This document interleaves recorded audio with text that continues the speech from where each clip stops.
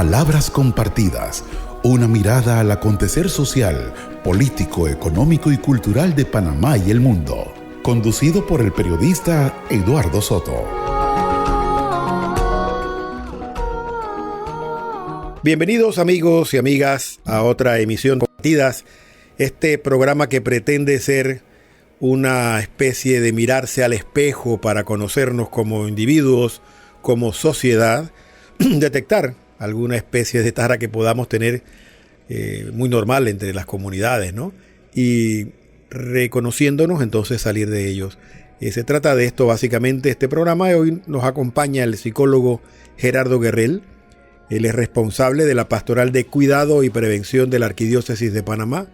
También dirige una oficina de escucha de personas que se sientan abusadas de alguna manera. Y de esto vamos a conversar hoy, de esta pastoral de cuidado y prevención que existe en la iglesia, que busca sanar heridas y prevenir heridas también.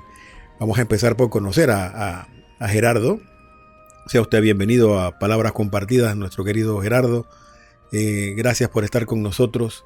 Queremos conocer un poco de su vida, de dónde viene usted, de qué comunidad en la capital o al interior. Cuéntenos un poco de su vida para conocerle mejor.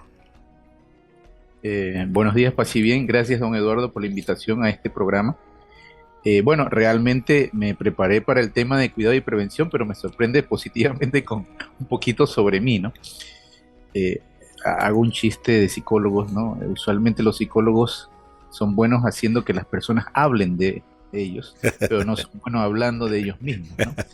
Pero bueno, sí, rapidito, mi nombre es Gerardo Guerrell, sí, soy psicólogo de formación. Pero más allá de la psicología, yo creo que es importante resaltar que yo vengo de un pueblo, el pueblo más hermoso, siempre bromeo de Panamá, La Pintada en Coclé, y allá comenzó, digamos, mi vida también de fe, que ha sido como todo indigno siervo, ¿no? En algunos momentos muy fuerte, en algunos momentos ha habido crisis, pero es parte del proceso. Yo creo que Dios nos lleva a que decimos a veces cuando estamos en crisis que Dios nos abandona, y al contrario, nosotros nos soltamos a veces de la mano de Dios en esas crisis, ¿no? Sí, así que provengo de este pueblo que se llama La Pintada y Palabras compartidas. comencé mi vida como monaguillo, grupo juvenil, pero lo más importante, comencé a ser catequista de jóvenes. Desde los 18 años, tengo 51, por lo tanto tengo alrededor de unos casi 30 años de trabajar con jóvenes en diferentes aspectos juveniles, catequesis, en diferentes parroquias. Aunque mi parroquia de origen es Nuestra Señora de la Candelaria en La Pintada, hoy colaboro a donde vivo acá en Ciudad de Panamá, que es Parroquia San Antonio de Padua, Ciudad Jardín, ¿no? Uh-huh. Bueno, yo creo que la mayor experiencia ha sido esa, ¿no? Y como testimonio puedo decir que yo era ese chico pintadeño que usaba el sombrero con la ala agachada para no tener interacción social y no conversar, y mantenernos calladitos como hacemos los coclesanos en algunos casos. Y creo que también la vivencia de iglesia me ayudó, y debo mencionar a alguien a quien estimo mucho, que es el padre José Quesada, mejor conocido como Popito. Uh-huh. En su tiempo, Eduardo, si recuerda, había solo una arquidiócesis que incluía Coclé y Panamá. Sí. Entonces en ese tiempo, Monseñor Magrati y todos aquellos, y el padre Popito iba hasta Coclé, iba hasta La Pintada, pero no me, así que realmente con él también fue una gran experiencia de crecimiento como adolescente joven, y por ahí me lo encuentro ya después de cierto tiempo, pero de verdad que Popito marcó muchas vidas juveniles en ese sentido. Me incluyo. Imagínate, entonces ese es un tema importante, así que más que todo eso. Y bueno, ahora como catequista, por esto que no hay coincidencias, sino que Dios va llevando un proceso, llegamos a este tema de la importancia de lo que establece, como bien decía usted, el Papa Francisco, e incluso sus antecesores Benedicto y San Juan Pablo II, del tema del cuidado de los menores, del cuidado de los más pequeños, como dice el Evangelio. Sí. Así que termino acá ahorita en esta pastoral que vamos a conversar más adelante, aportando, ¿no? Insisto, yo siempre digo desde nuestras luces y sombras, nadie es perfecto, pero tratamos de ir llevando las cosas porque precisamente Dios nos llama a eso, ¿no? Dios nos llama a la santidad, no de altares, pero sí de llevar una vida agradable o dentro de lo que es posible, y cuando tengamos que pedir perdón, tendremos que pedir perdón, ¿no? Esa es Claro. parte del proceso. Así que ese soy yo, Gerardo Guerrero, casado, 3 hijos, gracias a Dios, y bueno, ahí vamos, ¿no? En el día a día, un día a la vez, como digo, el Señor nos permite seguir con confianza y fe. Una fascinación que en lo personal tengo por la psicología. Tengo una hermana psicóloga y siempre me he preguntado por qué no opté por ahí. Dios marcó otro camino y dócilmente lo he aceptado, pero me sigue llamando la atención la psicología. La pregunta que le tengo, Gerardo, es ¿por qué? Y si se siente plenamente realizado ahí en la psicología. Fíjese que esa es una pregunta interesante y estoy seguro, no estoy seguro, estoy casi seguro que hoy le preguntan a cualquier estudiante de psicología por qué estudias, y me lo preguntaron en un momento y yo decía en ese momento sí, porque queremos ayudar a las personas y somos buenos a escuchar. Es casi la cajonera respuesta, pero al final yo creo que desde el punto de vista de fe, yo creo que hay una vocación que Dios nos llama, como bien dijiste, a veces uno quiere, yo quería ser músico, Eduardo, Ave María. pero fíjate que no coordino los pies con las manos, así que definitivamente no puedo. Y lo otro importante, yo creo que también es, en el área de la psicología uno a veces lleva este tema de querer ayudar, pero al final también busca respuestas personales, que tal vez en ese momento de juventud, 17, 18, 19 años que uno inicia las carreras universitarias, no las tiene claras. Y yo creo que en el proceso, pero algo que dijiste muy importante, a medida que fui entrando en la carrera, y hoy por hoy lo digo, o sea, fui encontrando lo que quería y me siento muy feliz de haber estudiado la carrera. De verdad que sí, le fui descubriendo cariño y entender también el rol que tenemos, porque la salud mental es tan importante. Palabras compartidas. Y esa credibilidad definitivamente que al final, porque como en todo grupo, hay excelentes psicólogos, muchos mejores que yo definitivamente, y otros que tenemos que ir en el camino mejorando, ¿no? Pero sí con esa receptividad. Así que creo que desde la vida religiosa de camino, de vocación, también se descubre eso, porque al final en la iglesia uno en los grupos juveniles escucha, trabaja, interactúa. Y si bien es cierto, yo me enfoco más en esa parte, en la parte formativa, en la parte social, en la parte incluso política. Me gusta mucho la psicología de la política porque es comportamiento. Entonces, creo que no me imagino en la parte clínica, realmente no es lo mío, considero, pero sí en las otras partes, porque hay dos cosas: cómo el individuo influye en cambiar la sociedad, estructuras, cultura, instituciones, y cómo las instituciones y la sociedad influyen en el individuo. Esa es lo que más me gusta de la psicología, ese comportamiento, ese esfuerzo que hace una persona por encajar a veces, y también los controles sociales y cómo la persona tiene que entender.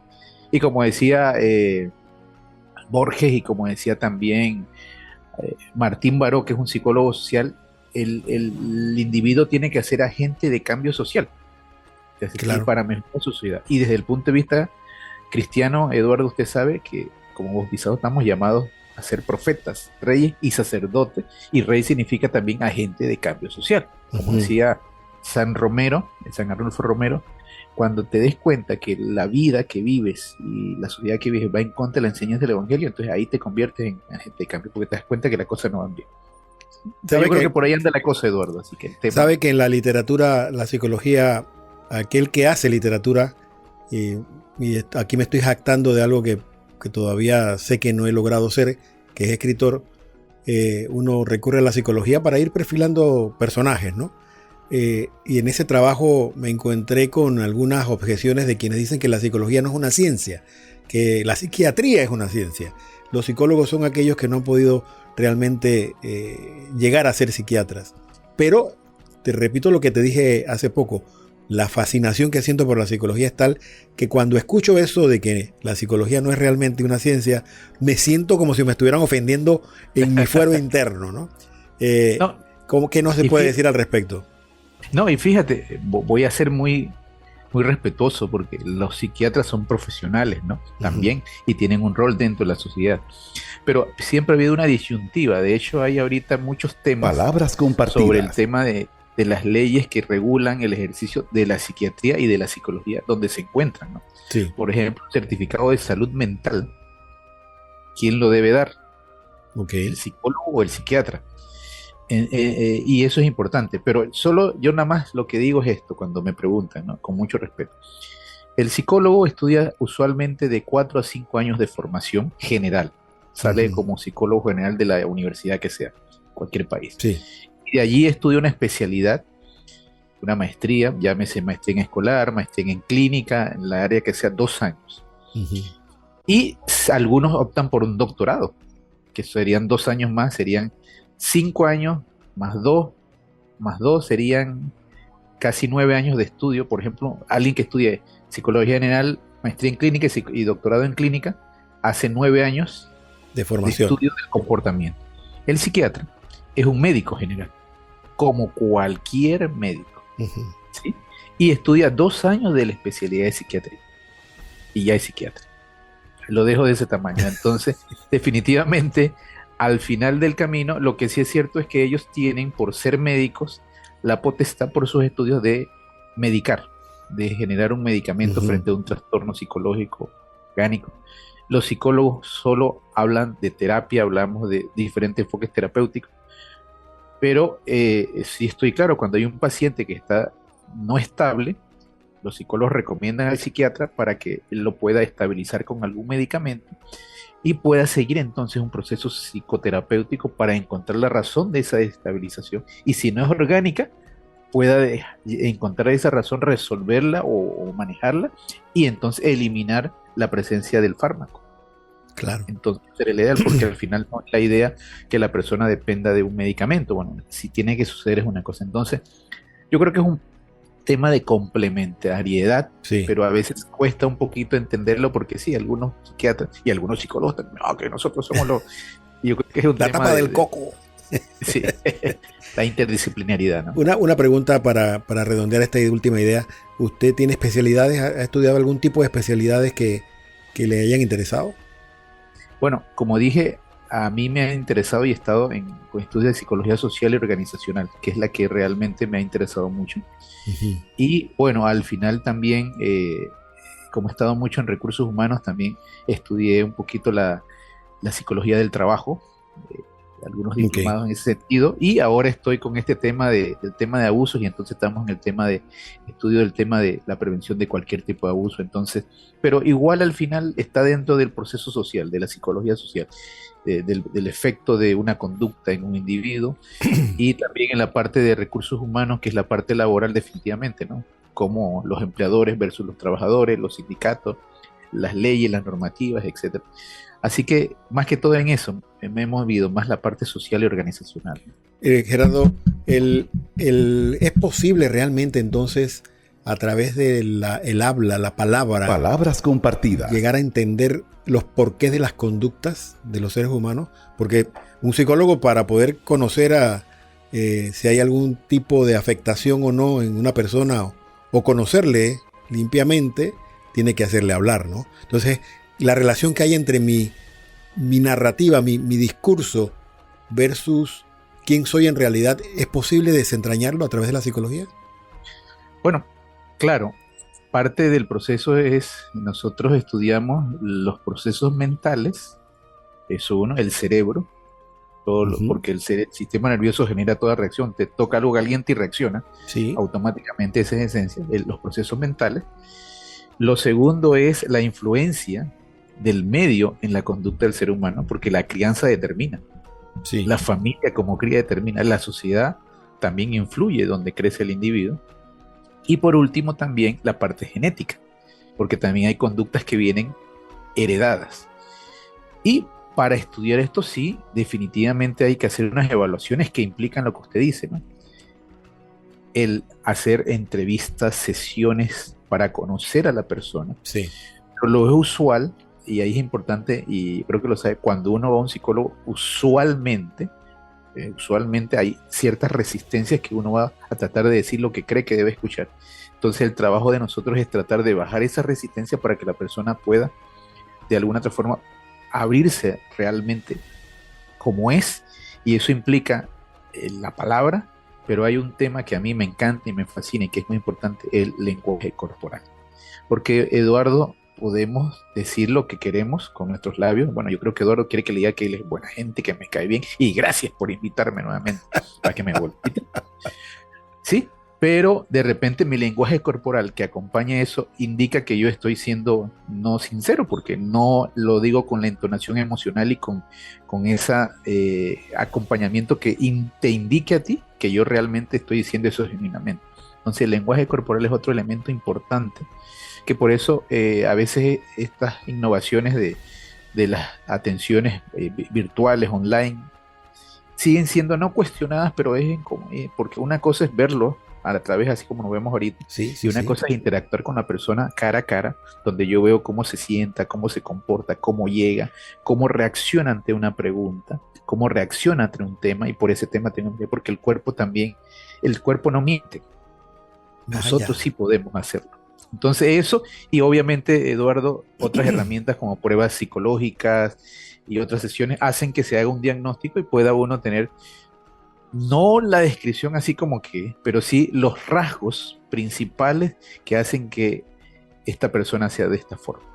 Y es lo que se estudia Es- en esencia, ¿no? Estamos conversando con Gerardo Guerrero, el psicólogo responsable de la Pastoral de Cuidado y Prevención de la Arquidiócesis de Panamá, de lo cual vamos a hablar inmediatamente. Volvamos de esta pausa aquí en Palabras Compartidas por Radio Hogar, la voz de tu iglesia. Palabras compartidas por Radio Hogar. Pronto regresamos.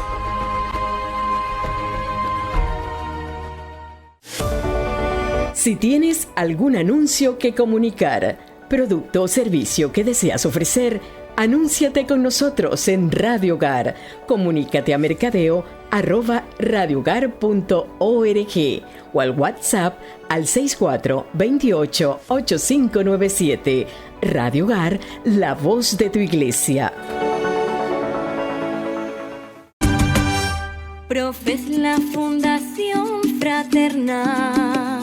Este año, la Fundación Profe celebra 25 años de trayectoria, coincidiendo con el Jubileo de la Esperanza. Un cuarto de siglo promoviendo valores cristianos en el ámbito laboral e invitando a la solidaridad cristiana. Profe quiere ayudarte a ti a hacer el bien y a respaldar las obras de misericordia de la Iglesia en Panamá. Afíliate hoy y sé parte de esta misión. Para más información, llama al 228-9271.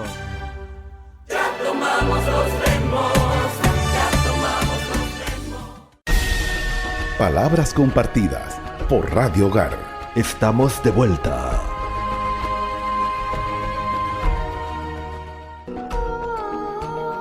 Regresamos, amigos, a Palabras Compartidas. Nos acompaña en el día de hoy Gerardo Guerrero. Él es responsable de la Pastoral de Cuidado y Prevención de la Arquidiócesis de Panamá. Dicho en palabras legas, está viendo aquellos temas de abuso en la iglesia para prevenirlos, orientar a los responsables de las pastorales, de las parroquias, de los movimientos, para evitar este tipo de situaciones. Entremos de lleno entonces en ese tema, don Gerardo, ¿le parece? Por supuesto. La iglesia tiene estructuras, propiamente dicho, como institución, como entidad, tanto pastoral como de gobierno, tiene estructuras definidas que ven esto del tema de abuso a nivel general, universal.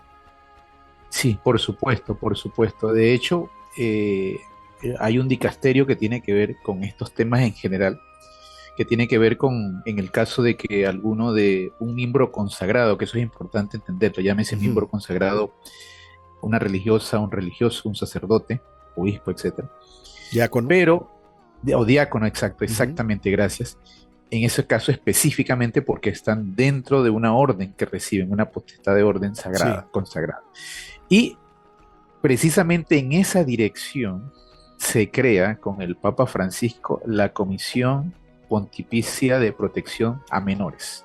Entonces crea una instancia específicamente, más allá de un dicasterio que sí tiene una cobertura y un alcance, crea esta comisión. Y eso creo que es un paso fundamental porque lo establece como una instancia que no es que un dicasterio que lo llevaba antes, podía ser, recibiera estas denuncias y este seguimiento del dicasterio encargado para este tema, sino que crea esta instancia con profesionales consagrados y laicos que se dediquen precisamente a orientar, Palabras compartidas. a apoyar desde la Iglesia Universal de Santa Sede la creación de organismos, llámese pastorales, comisiones, en las diferentes iglesias de cada país para buscar lo que llamamos esos entornos eclesiales seguros. Sí. Cualquier lugar donde la iglesia trabaje sea un entorno seguro para menores y personas en estado de vulnerabilidad, aunque sean adultos. Entonces yo creo que, Eduardo, ese es el primer dato, esta comisión creada, ¿no? Que le da institucionalidad a todo lo que se puede hacer, ¿no? Ahora, también hay ordenanzas para las diócesis, ¿no? Cada diócesis tiene la obligatoriedad de hacer algo similar, de establecer las instituciones propias en cada realidad. Correcto. Y aquí ahí rapidito te hago un paréntesis porque al final el San Juan Pablo II enfrentó algunos temas y dijo algunas cosas al respecto. El Papa Benedicto también generó, incluso ya aparte de discursos sobre el tema de prevención y protección, generó también algunos documentos. Sí. Pero el Papa Francisco sí genera una carta apostólica que se llama Vos Estis Lux Mundi, ustedes son la luz del mundo, donde sí, digamos, y en otro escenario he hablado de los abordajes del Papa. Yo siempre he sentido que el Papa Francisco es un hombre muy directo. Sí. Y esta carta apostólica es muy directo en que, aparte de lo que ya mencionamos con institucionalidad en Santa Sede, él solicita que en cada iglesia, en cada país, exista una entidad, para la recepción de cualquier situación que pueda ser un abuso, de una víctima o de un tercero, ¿sí? Y que haya un grupo de personas, eso varía de cuando el país, para que esté lista para acompañar a estas personas en este proceso de existir. Entonces, esta carta apostólica, Eduardo, yo cuando comienzo a trabajar este tema, donde estemos en la sensibilización, les recomiendo que la lean, porque ahí es donde el Papa, si alguien dice, y esto viene, esto es una reacción, esto ¿por qué lo hacen? El Papa lo establece y lo explica bien, claro, con pautas generales, y cada país le da su tono, ¿no? En el caso nuestro, entonces, se crea la pastoral de cuidado y prevención. En otros países de Latinoamérica, porque existe una red latinoamericana de prevención y cultura de cuidado, sí, se le llama comisiones, se le llama comité, pero en Panamá le hemos llamado pastoral. Pero eso también atiende esta carta apostólica, don Eduardo. Esa pastoral de cuidado y prevención en Panamá, cuando se creó, ¿cuáles fueron los parámetros específicos que la audiencia debe conocer? Sí, existe esto, pero estas son como las reglas del juego para en caso que yo me vea afectado, ya sea como víctima o victimario, ¿cuáles son las reglas del juego? Bueno, importante también resaltar, la Conferencia Episcopal Panameña tiene un documento que data del 2015 que se llama Protegiendo Nuestro Tesoro. Sí. Como lineamiento guía sobre este tema en la iglesia panameña. Y ahorita, si escuchamos 2015-2025, hace 10 años, ahorita casualmente este grupo de la pastoral tiene el borrador del nuevo lineamiento que debe estar en aprobación, esperamos, este año por la Conferencia Episcopal para actualizar este documento a una realidad. Sí, 10 años después. Muy importante. Sí, 10 años después. Sobre todo porque, incluso, y aquí nada más doy un pedacito, en estos días tuvo un congreso latinoamericano sobre prevención del abuso e inteligencia artificial. Y eso nada más es un mundo. Eso implica que las líneas en los países también tomen en cuenta temas que en ese momento no existían y ahora existen, porque hay otro escenario también para el abuso, que es el tema de la red. Entonces, al final, se crea esta pastoral y, bueno, insisto, tiene dos ejes fundamentales como meta. Uno es Palabras compartidas. la creación de entornos seguros eclesiales, desde una cultura de cuidado y una cultura de prevención. Eso es Sí. lo importante.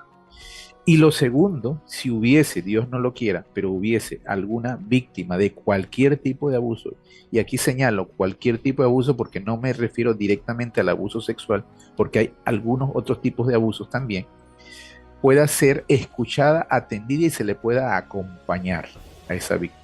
O si es un tercero que se da cuenta que existe una posible situación, ese tercero también pueda denunciarle y se pueda generar una investigación en función de que hay una sospecha también Claro. concreta, ¿no? Sí. Porque también eso es posible. Entonces, digamos que la pastoral tiene esos dos objetivos claves e importantes, pero siempre voy a resaltar que lo más importante es evitar que sucedan estas situaciones y por eso la parte preventiva es fundamental. Así como en salud se habla de prevención primaria, que es más barato que la prevención Total. terciaria, que es la curativa, similar acá. El acompañamiento del que habla, una vez se detecte una víctima, Dios no lo quiera, como usted mismo lo ha mencionado. ¿Qué tipo de profesionales deben acompañar a una víctima dependiendo de qué tipo de abuso ha sufrido? Sí. Hay algo importante aquí también. La pastoral, si bien es cierto, se creó a finales del año pasado, a mediados del año pasado, perdón, formalmente. Este año es que, y de hecho te agradezco porque este año es que estamos, digamos, proyectando su accionar. Okay. Y estamos también haciendo jornadas de sensibilización con consagrados y con laicos. Sí todavía está en un proceso todavía de reestructuración. ¿Eso qué significa? ¿Por qué lo quiero decir? Porque sí también estamos identificando, porque esto es importante entenderlo, porque no es cualquier profesional, en el caso de los psicólogos, que puedan atender. Yo no estoy diciendo que un psicólogo no lo pueda hacer, pero precisamente también debería el profesional que va a apoyarnos en esta área pasar por una sensibilización del tema dentro de la Iglesia Católica, si fuese el caso, porque hay unos elementos, porque hablamos del abuso de poder y hay un abuso espiritual, que tiene mucha connotación con el abuso verbal y el abuso psicológico que hablamos en otros momentos, pero es importante también que esa persona se encargue. Entonces, ¿qué estamos identificando? Profesionales, laicos comprometidos que ejerzan la psicología y que puedan tener esta visión también desde la perspectiva de fe, para entender también algunas cosas, porque esto se da en escenarios diferentes. Y el acompañamiento psicológico, espiritual también, porque tiene que haber en este caso, porque la fe también se estremece con estos hechos, como dice el Papa. Esto atenta contra nuestra credibilidad y nuestra ética como iglesia. Y esto también se habla de acompañamiento jurídico, médico si fuese necesario, también tenemos identificado algunos, porque al final también la pastoral no es una organización que va a llevar juicios o llevar querellas, sino que es la parte receptiva, pero sí debe tener los profesionales de diferentes disciplinas para orientar a la persona en lo que se debe hacer, porque también dependiendo del tipo de abuso y dependiendo de quién es la víctima, si es menor o mayor de edad, también la ley panameña establece unas condiciones y la iglesia como tal tiene que acatar, como debe ser, como toda institución, por supuesto, las leyes de cada país, como lo establece. Habla de diversos tipos de abuso: abuso sexual, abuso de poder, abuso de autoridad, abuso espiritual. ¿Cómo identificar palabras compartidas? Que lo estoy viviendo, porque tal vez lo estoy viviendo como víctima o como victimario y no me he dado cuenta que es así. Dentro de la iglesia, con los ajetreos de la vida diaria y los ajetreos del servicio pastoral en la iglesia, puede que por falta de formación y de inteligencia emocional no me estoy dando cuenta que me están abusando o que estoy abusando de. Sí, y esta parte, don Eduardo, es tremendamente importante resaltar porque como en todo tema, cuando hablamos de, y voy a hacer un parangón rapidito, cuando trabajo en las empresas sobre el tema de cualquier tipo de abuso laboral, ¿sí? Siempre me surge una pregunta a veces del público y me dice, pero si mi jefe es que él habla duro y él me está abusando, ese es un tema, estoy haciendo el parangón de la empresa privada, y yo digo, bueno, hay que entender, si su jefe usualmente tiene un tono de voz alto, y ya usted tiene 5 o 6 años de trabajar con él y conoce que es así, ya usted puede entender qué conducta podría disentir del rasgo normal de patrón de esta persona, ¿no? Ya se implica el uso de palabras soeces, el irrespeto hacia su persona, estamos hablando de otros temas, ¿no? ¿Y por qué menciono esto? Porque al final tampoco es, y por eso la sensibilización es tan importante, tampoco es que me miró feo y yo creo que estoy siendo abusado. Entonces es un tema delicado de poder y por eso las sensibilizaciones son importantes en el caso de que la persona pueda entender. Un abuso de poder definitivamente, y como lo dice también el concepto, es un uso perverso de ese poder. Miren, interesante, porque definitivamente dice la legislación eclesiástica casualmente, el abuso de poder se comete cuando el poder se ejerce más allá de sus límites o cuando no se ejerce de acuerdo al auténtico propósito. Y es un tema, hablamos también del coordinador de catequesis, del coordinador de la pastoral, del párroco, del diácono encargado tiene un poder, definitivamente, y tiene que ejercerlo como tal, en función de las decisiones que debe tomar. Pero cuando existen estas condiciones de que va más allá de sus límites, porque ahí tiene que haber, todo está normado, hay normas establecidas, y por eso es conocer también eso. O cuando el propósito para el cual usa no va de acuerdo para el que él está. Palabras compartidas. Ahí entonces tenemos. Entonces, este es un tema que, y gracias nuevamente por la invitación, porque es un tema que tenemos que hacer docencia, porque tenemos que entender este concepto bien claramente para poder ver que estas situaciones no sucedan, ¿no? Claro. Y más allá de eso, algo importante, que algo yo estoy trabajando en las últimas sesiones, la cultura del buen trato. Tal vez no haya un abuso de poder, pero a veces no nos tratamos bien, ¿sí? Llegamos a la secretaria de la parroquia y la señora o la señorita nos atiende y que de verdad dice, bueno, yo no sé si ella es católica o no es católica o es creyente, pero a mí me parece que no, porque tiene caridad cristiana. O llegamos donde el diácono y el diácono que bautiza, sí, porque yo no sé cómo es diácono, entonces, o el catequista, ¿no? Y al final, vuelvo a insistir, tal vez no habrá una cultura de maltrato, pero el buen trato es importante. O sea, si debemos tratarnos bien como seres humanos, ahora nosotros tenemos una doble misión, porque somos cristianos y nos consideramos hermanos en la fe, Eduardo. Entonces, con mayor razón, y por eso a veces nos critican de verdad, pero si es que a veces hay más pelea dentro de la gente que trabaja en la iglesia que afuera de la iglesia. Y a veces es cierto.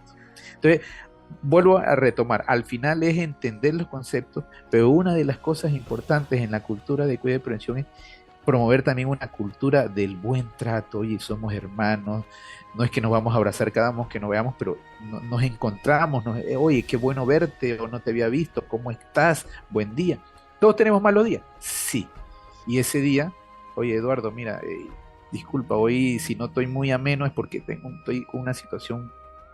Eso sería lo ideal para decirme, y tú, Eduardo, me dice, bueno, hermano Gerardo, ¿qué pasa?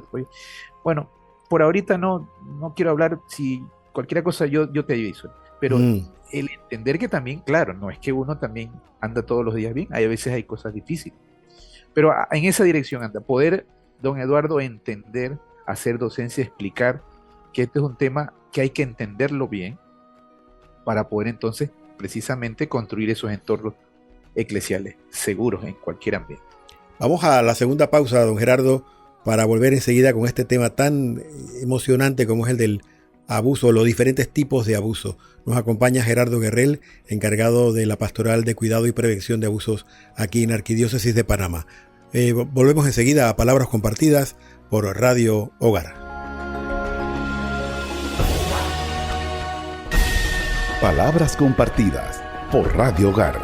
Pronto regresamos. Círculos Bíblicos 2025, en modalidad presencial y virtual por Zoom, un día a la semana, horarios diurno y nocturno. Inicio de clases lunes 17 de marzo. Para mayor información, 282-6579 o escribe al WhatsApp 6903-5426. Matrículas abiertas. Inscríbete ya. Te invita la Escuela de Pastoral Bíblica de la Arquidiócesis de Panamá. ¿Sabías que está demostrado que los colaboradores rinden un 20% más en un ambiente laboral de espiritualidad y hermandad? Fundación Profe lleva talleres de capacitación, formación espiritual y humana a colaboradores de distintas empresas, públicas y privadas, inscritos en su programa de solidaridad para asistir y ayudar a las obras sociales de la Iglesia Católica. Si tienes una empresa o eres colaborador y deseas que tu ambiente laboral sea mejor, contáctenos al 228-2323. Conoce más en www.fundacionprofe.org. Palabras compartidas por Radio Hogar. Estamos de vuelta.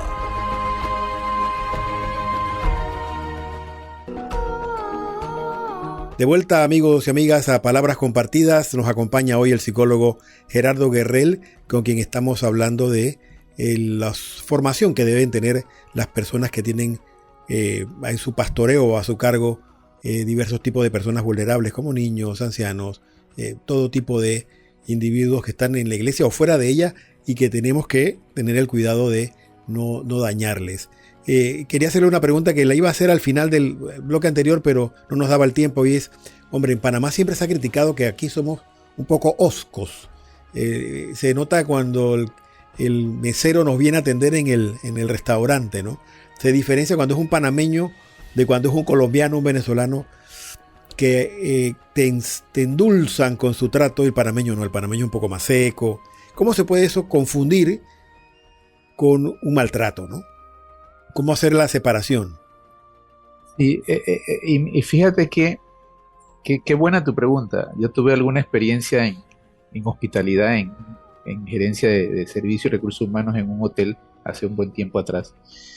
Y eso es importante entenderlo, porque al final, en aquel tiempo que yo estaba, no había tanta migración de extranjeros a nuestro país, hermanos de otros países. Uh-huh. Pero sí estaba esa diferencia entre algunos. Había una diferencia, y quiero ser muy respetuoso, no es una generalización. Okay. En algunos casos encontramos que la gente que venía procedente del interior era un poquito más atenta que la gente que nació en la ciudad. Bien. En algunos casos, no una generación, algunos casos. Sí. Ahora hablamos de eso, que el panameño, pero entonces encontramos un colombiano, un venezolano, un nicaragüense que nos atiende. Pero es una cuestión que, y ahí para la parte de la psicología social, mira qué interesante, uh-huh. Porque también nosotros a veces reafirmamos, decimos, no, es que el panameño es así. El panameño es así, estamos normalizando una conducta que no debe ser así. Okay. Entonces yo creo que es un tema importante entender eso. Ahora, vamos más allá. ¿Por qué?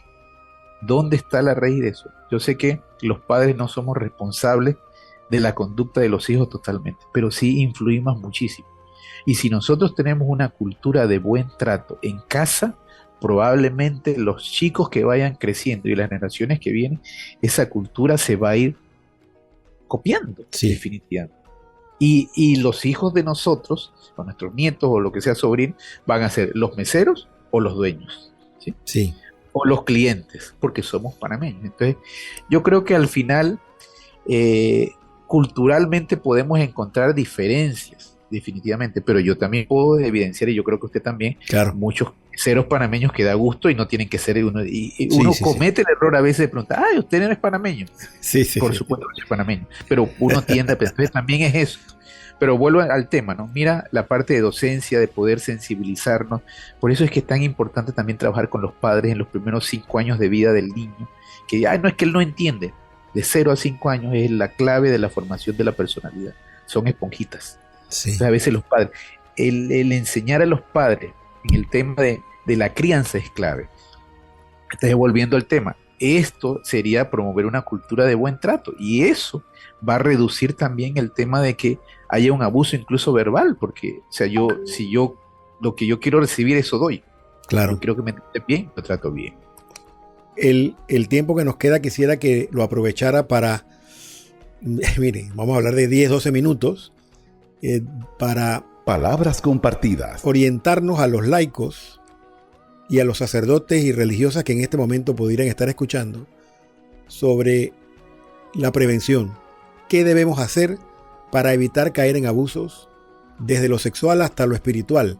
Esa inducción que usted da, esa jornada de concienciación que da para que las personas que estamos en este mundillo de la iglesia o docentes en una escuela también no caigamos en este tipo de conductas. Primero, don Eduardo, yo quiero darle gracias a Dios por todos los que nos escuchan, que son sacerdotes, religiosos, religiosas, laicos comprometidos, docentes en colegio.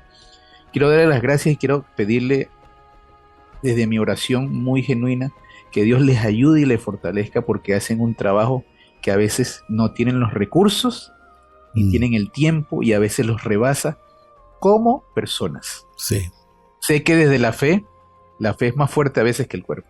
Y digo gracias porque a veces no entendemos, los que no tenemos una responsabilidad de ese tipo, lo que implica ser un párroco en una comunidad, que implica ser un diácono en una comunidad, lo que implica ser una religiosa, o un laico coordinador, o un laico de una pastoral que lleva un trabajo. Entonces yo quiero primero darles las gracias porque ustedes se convierten en esos mediadores y se convierten en ese buen pastor, que me gusta utilizarlo mucho porque estamos llamados a ser buenos pastores. Sí. Eso primero, gracias. Y lo segundo es, precisamente en función de eso, tenemos que cuidar a los más pequeños y a los vulnerables y cuidarnos nosotros. Y eso implica que hay un tema que a mí me llama la atención, don Eduardo, que es los sacerdotes, las religiosas, los consagrados también deberían tener un espacio de salud mental. Voy a aprovecharlo porque es la primera vez que lo menciono. Esto no lo he dicho en sensibilización. Es primicia, como decíamos para el periodismo. Qué bueno que sea en Radio Hogar. Porque al final, recordemos que todo sacerdote, toda religiosa es una persona humana, con limitaciones y con defectos, pero con una vocación de servicio. Pero también lo rebasa las situaciones personales, también tienen familia, también. ¿sí? Y tienen que abordar, si nosotros tenemos una familia de 5 y que nos cuesta, porque el hijo aquí es el más pequeño, imagínense un pueblo de una comunidad donde hay 7,000 habitantes y hay 3,000 que vienen constantemente a la Eucaristía y cada uno quiere algo y cada uno tiene su estilo. Sí. Entonces, primero entonces, ¿qué significa eso de cuidarnos precisamente? Es precisamente crear estos espacios, esas jornadas de sensibilización donde hablamos de salud mental. O sea, para evitar cualquier tipo de abuso tenemos que estar sanos. Sí. Si yo no quiero contagiar el resfriado, yo me pongo una mascarilla para prevenir. Entonces, eso es importante, crear estos espacios. Comencemos a hablar del tema de espacios seguros en la parroquia. Reúnase con su consejo pastoral, reúnase con su consejo económico, con sus coordinadores. Muy bien. ¿Cómo están los catequistas? ¿Dónde trabajamos? Los espacios son abiertos, donde todo es visible, o sea, la estructura física. No podemos cambiar las estructuras de las parroquias, don Eduardo, pero sí garantizar que esto es importante y es una medida interesante, como las confesiones. O sea, los sacerdotes ya confiesan donde puedas ver. Y no es porque estemos buscando que algo esté malo, sino porque esa es la transparencia que se busca también. Entonces, ese es mi primer dato. Primero, crear estos espacios de hablar del tema. Palabras compartidas. Aunque no haya no un experto, aunque no haya alguien que pueda dar un tema de sensibilización, pero comencen a hablar en la parroquia de este tema, está pasando. Segundo, ¿por qué es importante? Porque a veces pasa lo otro, don Eduardo. Los catequistas con que hemos hablado me dicen, Gerardo, tenemos otro tema. Viene el niño de catequesis y me dice, lo que pasa es que a mi vecinito o a mi primito le están haciendo esto. Eso ya no es un entorno eclesial. Okay. Pero el catequista queda involucrado porque, caramba, hay una situación de abuso que alguien está diciendo y dice, pero es que esto está pasando, yo no sabía a quién decírselo porque ese es mi tío, es el hermano de mi mamá y mi mamá como que no me cree mucho y yo le dije. Entonces, ese es el otro elemento. Ahí entran las jornadas de sensibilización porque tenemos que saber desde el sacerdote, el párroco, el diácono y todos los catequistas y todo lo que estén, qué hacer cuando nos lleguen el caso, okay. ¿A dónde hay que llamar? ¿A qué instancia? Policía de menores, fiscalía, que esa es la otra parte. Conocer las instancias, dónde, y si estoy en una comunidad, si estoy para, qué sé yo, para Panamá Norte, ¿dónde quedan las instituciones allá? Si estoy en San Benito, ¿dónde quedan las instituciones? ¿Cuáles son los números telefónicos? Así como debemos tener el de los bomberos, el de la policía en caso, así mismo también, porque nos van a llegar también esos casos. Y entonces, por eso es importante. Entonces, primero, salud mental, comenzar a hablar del tema y sensibilizarnos. ¿Sí? Eso es importante. Y al final, yo creo, don Eduardo, que tenemos que volver a lo que dice el Evangelio. Yo soy el buen pastor, mis ovejas me conocen y yo conozco a mis ovejas. Al final es eso, ¿no? Yo creo que otro pasaje dice, amaos los unos a los otros como yo os he amado. ¿De qué sirve amar al que usted ama si eso lo hacen los que no son creyentes? Sí. Hay que amar. Entonces a veces también que vamos a encontrar, y a mí me van a guindar aquí los párrocos, vamos a encontrar párrocos difíciles, pocos, pero algunos, va a encontrar los párrocos también gente y laicos que somos difíciles y que lo que hacemos es sin querer o queriendo a veces sabotear las situaciones, pero esa parte humana tiene que ser trabajada. Yo creo que al final siempre en la formación cristiana se habla de la formación humana y la formación de fe, y yo creo que esos dos elementos, estos temas de abuso, estos temas de prevención nos vuelven a poner en balanza de que esta parte tiene que haber un equilibrio entre las dos cosas. Tiene que haber un equilibrio entre las dos cosas, porque somos seres humanos. O sea, no somos angelitos. Bueno, si viene un angelito a ser diácono, bueno, ese diácono va a ser lo máximo, pero no, son personas, padres de familia, con sus situaciones. El párroco también tiene una mamá, su papá está enfermo, o sea, tiene una comunidad. Entonces yo creo que esos son los elementos importantes. Y en esa sensibilización, don Eduardo, conocer entonces qué es el concepto de abuso, cómo está esto, qué se hace. Y lo último y no menos importante, lo que buscamos al final es que en cada parroquia haya un protocolo. ¿Qué significa eso? Un protocolo es un documento que diga, muy bien, en esta parroquia tenemos 2 encargados de pastoral de cuidado y prevención.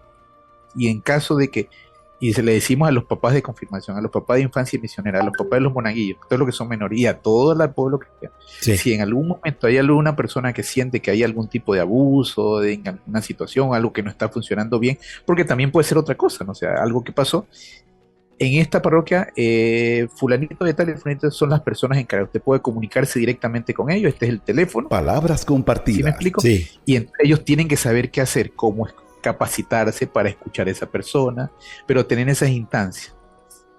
Y incluso ahí debe estar vinculado, en caso de que usted sienta, Dios no lo quiera, la persona que aparece allí como referente es la cual se quiere conversar porque ella es la que no está tratando bien a la persona, entonces usted puede comunicarse a la oficina de escucha, este es el teléfono, porque está vinculado a la instancia de arquidiócesis. Entonces ese es el último elemento de la creación de protocolo que hacer. Si hay grupos de chat, esto es muy famoso, don Eduardo, los chat grupales. Debe haber normas para el chat grupal. Y a veces hay chat de grupos juveniles. Y hay mayores y menores. Chat de grupos de confirmación, que hay niños entre 15 y 17 años. Debe haber en ese protocolo, ¿cuáles son las normas si hubiese grupos de chat para fines de la catequesis? ¿Quién chatea? ¿Cómo se chatea? ¿Qué no se permite? Se promueve una cultura de buen trato en ese intercambio. Los padres de los menores deben saber que ese joven pertenece con su celular a ese chat y debe saber qué suena. Eso suena a alguien que me escucha, caramba, ahora me va a cambiar todo el mundo, ¿no? Y si va el menor de campamento, los padres tienen que firmar un permiso, conscientes de todo esto. No es nada malo. Sí, hay que hacer más papeles porque a veces no lo hacíamos ya por la confianza, pero es simplemente salvaguardar. Vuelvo al primer punto. Cuidarnos y cuidar a los más pequeños. ¿Sí? Porque al final del camino no queremos, y es duro decirlo, es difícil ahora este tema, de que en nuestra iglesia ha habido, y no podemos negarlo, situaciones de abuso fuertes por personas en las cuales confiamos. Y ni vayamos cercano a Chile, que es una historia fuerte, pero entonces por eso tenemos que como institución ir más allá de eso y crear esos ambientes, porque dentro del pueblo de Dios hay muchas personas. Muy bien. Y todas las personas son diferentes. Solo una pregunta final, don Gerardo, si puede en pocas palabras, creo que estoy ahora yo abusando de usted con esto, pero si puede en pocas palabras indicarle a los oyentes cómo identificar a alguien que está siendo abusado por lo más común, que sería el sexual. Aunque no sé si es lo más común, pero si yo creo que ¿cómo saber si mi sobrino, mi hijo, mi nieto está siendo sometido a un abuso físico? ¿Cómo poder identificar señales? Para cerrar con eso, porque se nos está acabando el tiempo. Sí, entiendo perfectamente. Usualmente hay algunos, claro, ojo con esto que voy a decir, porque al final no es que si pasa esto, ya pasa esto, ¿no? Pero es no es matemática. Sí, no es matemática, es la combinación de muchas cosas. Cambios de conducta evidentes y muy notables, ¿sí? Aislamiento puede ser. Conductas irritables, todo le molesta, algo no está bien. Insisto, cuando su patrón de conducta no era así. Sí. Si es un escolar, puede haber un bajo rendimiento académico, ¿sí?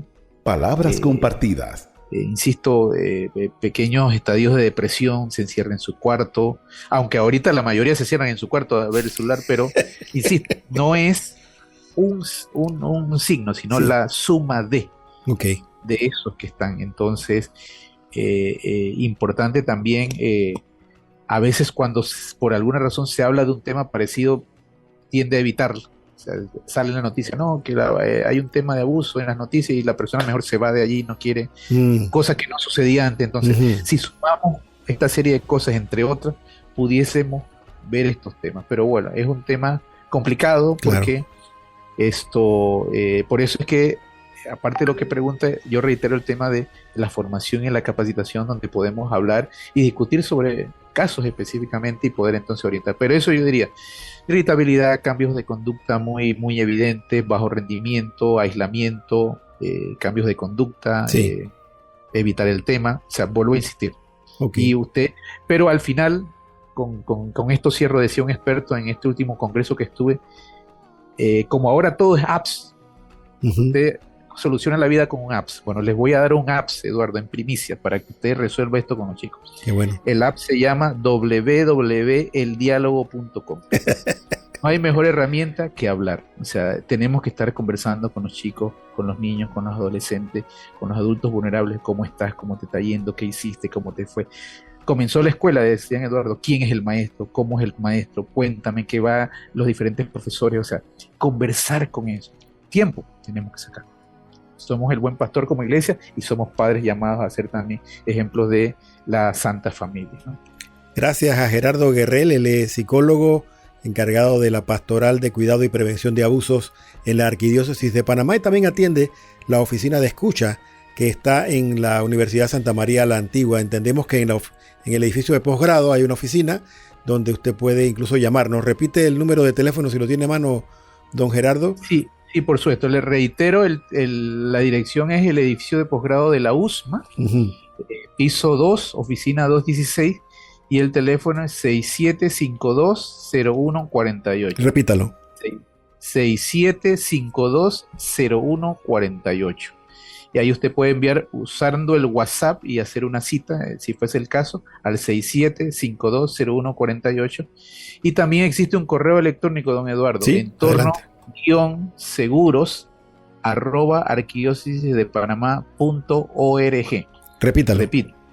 entornos-seguros@arquidiócesisdepanamá.org, que también se puede escribir a ese correo electrónico. Todo esto para prevenir, para cuidar a los pequeños, y como pequeños no significa que sean pequeños en edad, pueden ser gente vulnerable, ancianos, adultos, cualquiera de nosotros que en desventaja con alguien que tenga más poder, que tenga más ascendencia, nos podría estar haciendo daño. Para evitar todo esto está esta oficina de escucha, esta pastoral, con el ánimo de que tengamos entornos seguros en toda nuestra iglesia. Gracias, don Gerardo, por su tiempo. Sabemos que no ha sido fácil encontrarlo para poder conversar, pero ahí está una primera conversación, porque sé que esto puede dar para más, y le prometo que así va a ser cada vez que lo necesite aquí en Radio Hogar y en este programa de Palabras Compartidas. Le dejo los micrófonos para que se despida. No, muchas gracias, don Eduardo. A Palabras Compartidas, por ahí me contará por qué se llama el programa, así que sería interesante saberlo.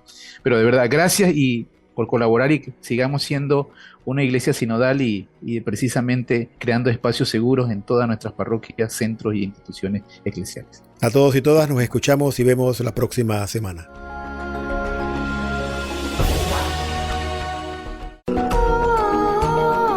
Palabras compartidas, una mirada al acontecer social, político, económico y cultural de Panamá y el mundo. Conducido por el periodista Eduardo Soto.